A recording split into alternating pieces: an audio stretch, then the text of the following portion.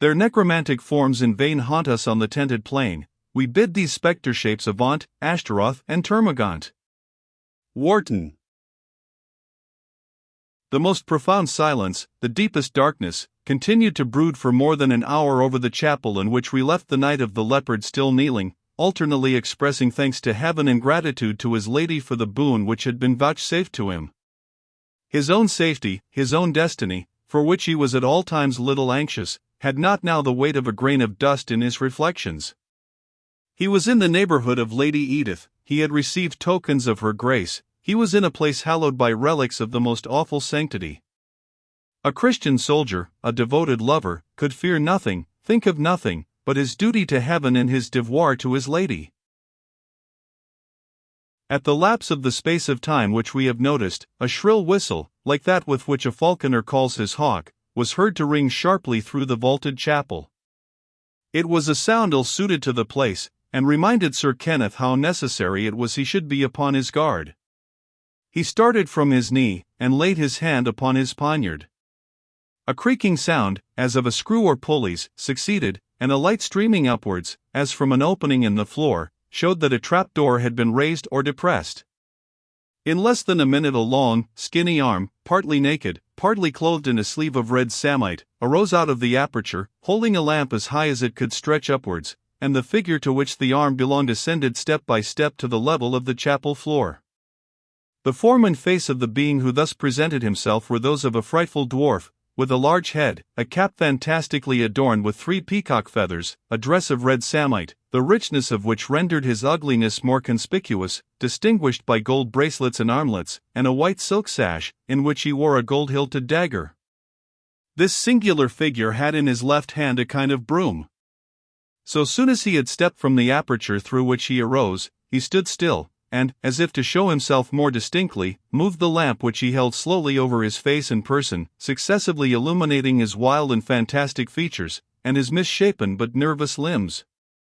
Though disproportioned in person, the dwarf was not so distorted as to argue any want of strength or activity. While Sir Kenneth gazed on this disagreeable object, the popular creed occurred to his remembrance concerning the gnomes or earthly spirits which make their abode in the caverns of the earth, and so much did this figure correspond with ideas he had formed of their appearance, that he looked on it with disgust, mingled not indeed with fear, but that sort of awe which the presence of a supernatural creature may infuse into the most steady bosom.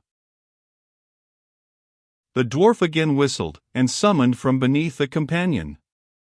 This second figure ascended in the same manner as the first, but it was a female arm in this second instance which upheld the lamp from the subterranean vault out of which these presentments arose, and it was a female form, much resembling the first in shape and proportions, which slowly emerged from the floor. Her dress was also of red samite, fantastically cut and flounced, as if she had been dressed for some exhibition of mimes or jugglers, and with the same minuteness which her predecessor had exhibited, she passed the lamp over her face and person, which seemed to rival the male's in ugliness. But with all this most unfavorable exterior, there was one trait in the features of both which argued alertness and intelligence in the most uncommon degree. This arose from the brilliancy of their eyes, which, deep set beneath black and shaggy brows, gleamed with a luster which, like that in the eye of the toad, seemed to make some amends for the extreme ugliness of countenance and person.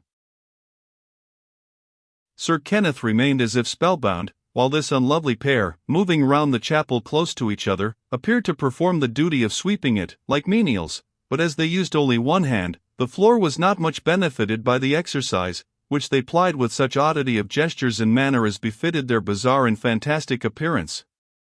When they approached near to the knight in the course of their occupation, they ceased to use their brooms, and placing themselves side by side, directly opposite to Sir Kenneth, they again slowly shifted the lights which they held, so as to allow him distinctly to survey features which were not rendered more agreeable by being brought nearer, and to observe the extreme quickness and keenness with which their black and glittering eyes flashed back the light of the lamps. They then turned the gleam of both lights upon the knight, and having accurately surveyed him, turned their faces to each other, and set up a loud, yelling laugh, which resounded in his ears. The sound was so ghastly that Sir Kenneth started at hearing it, and hastily demanded, in the name of God, who they were who profaned that holy place with such antic gestures and elrich exclamations. "I am the dwarf Nectabanus," said the abortion-seeming male, in a voice corresponding to his figure, and resembling the voice of the nightcrow more than any sound which is heard by daylight. "And I am Ginevra, his lady and his love," replied the female, in tones which, being shriller, were yet wilder than those of her companion. "Wherefore are you here?" again demanded the knight, scarcely yet assured that they were human beings which he saw before him. "I am," replied the male dwarf, with much assumed gravity and dignity, "the 12th Imam. I am Muhammad Mohadi, the guide and the conductor of the faithful. 100 horses stand ready saddled for me and my train at the holy city, and as many at the city of refuge. I am he who shall bear witness, and this is one of my hurries." "Thou least," answered the female, interrupting her companion, in tones yet shriller than his own, "I am none of thy hurries, and thou art no such infidel trash as the Muhammad of whom thou speakest. May my curse rest upon his coffin. I tell thee, thou ass of Issachar, thou art King Arthur of Britain, whom the fairies stole away from the field of Avalon, and I am Dame Ginevra, famed for her beauty." "But in truth, noble sir," said the male, "we are distressed princes, dwelling under the wing of King Guy of Jerusalem, until he was driven out from his own nest by the foul infidels, heaven's bolts consume them."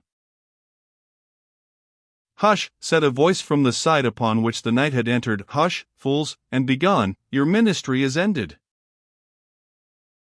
The dwarfs had no sooner heard the command than, gibbering in discordant whispers to each other, they blew out their lights at once, and left the night in utter darkness, which, when the pattering of their retiring feet had died away, was soon accompanied by its fittest companion, total silence. The knight felt the departure of these unfortunate creatures a relief. He could not, from their language, manners, and appearance, doubt that they belonged to the degraded class of beings whom deformity of person and weakness of intellect recommended to the painful situation of appendages to great families, where their personal appearance and imbecility were food for merriment to the household. Superior in no respect to the ideas and manners of his time, the Scottish knight might, at another period, have been much amused by the mummery of these poor effigies of humanity, but now their appearance, gesticulations, and language broke the train of deep and solemn feeling with which he was impressed, and he rejoiced in the disappearance of the unhappy objects. A few minutes after they had retired, the door at which he had entered opened slowly, and remaining ajar, discovered a faint light arising from a lantern placed upon the threshold. Its doubtful and wavering gleam showed a dark form reclined beside the entrance, but without its precincts, which, on approaching it more nearly, he recognized to be the hermit, crouching in the same humble posture in which he had at first laid himself down, and which, doubtless, he had retained during the whole time of his guests continuing in the chapel.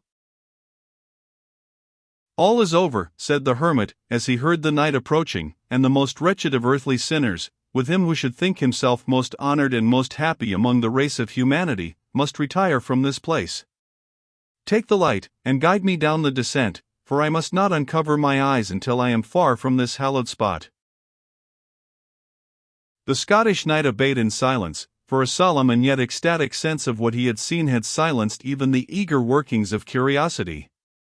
He led the way, with considerable accuracy, through the various secret passages and stairs by which they had ascended, until at length they found themselves in the outward cell of the hermit's cavern. The condemned criminal is restored to his dungeon, reprieved from one miserable day to another, until his awful judge shall at length appoint the well-deserved sentence to be carried into execution. As the hermit spoke these words, he laid aside the veil with which his eyes had been bound, and looked at it with a suppressed and hollow sigh. No sooner had he restored it to the crypt from which he had caused the Scot to bring it, than he said hastily and sternly to his companion, "Begone, begone to rest, to rest. You may sleep, you can sleep, I neither can nor may." Respecting the profound agitation with which this was spoken, the knight retired into the inner cell, but casting back his eye as he left the exterior grotto, he beheld the anchorite stripping his shoulders with frantic haste of their shaggy mantle, and ere he could shut the frail door which separated the two compartments of the cavern, he heard the clang of the scourge and the groans of the penitent under his self-inflicted penance. A cold shudder came over the knight as he reflected what could be the foulness of the sin, what the depth of the remorse, which, apparently, such severe penance could neither cleanse nor assuage. He told his beads devoutly, and flung himself on his rude couch, after a glance at the still sleeping Moslem, and, wearied by the various scenes of the day and the night, soon slept as sound as infancy. Upon his awaking in the morning, he held certain conferences with the hermit upon matters of importance, and the result of their intercourse induced him to remain for 2 days longer in the grotto. He was regular, as became a pilgrim, in his devotional exercises, but was not again admitted to the chapel in which he had seen such wonders.